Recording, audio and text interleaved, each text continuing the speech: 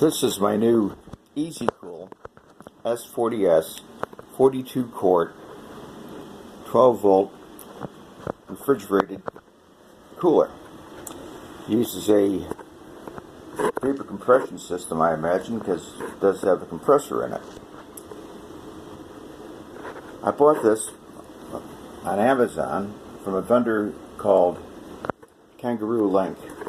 Now, I've communicated with that individual a couple of times asking questions about this unit. I just got this thing yesterday, and he was real forthcoming and described the situation that I observed and did not quite know what was going on. In particular, this is supposed to have, or my understanding was, that it has a LEDs for Eco and Max, which should light up. They don't. It's got, instead what they do is they have a little snowflake mode selecting button. I guess this is a newer design, where green is in Eco, and if you select it, it goes to white, and that's Max. Another feature of this, and it's, again, many other units have the same thing, is that it does have, if I can get down here to find it for you, a feature which allows you to spare your battery if the charge gets below a level that you think is unsafe or won't get your car to start again.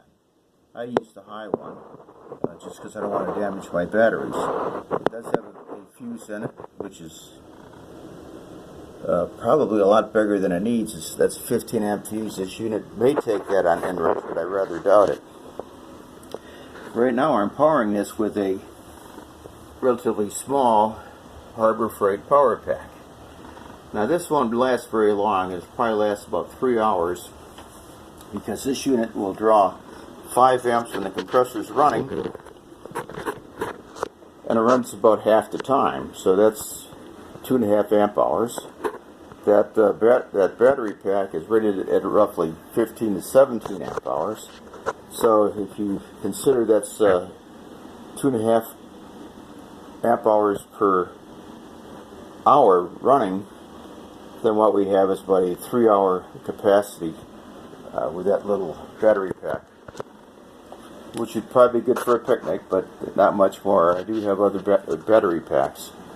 Now, my major complaint with this unit is the fact that the temperature display is nowhere near what the temperature actually is.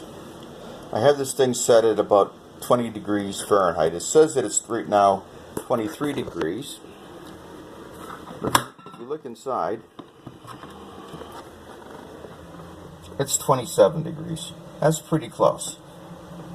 If you put it up on the, take it out of the freezer side, and of course I can set this down so it's much colder, but this, I bought this unit primarily to make sure I keep my daughter's insulin cool.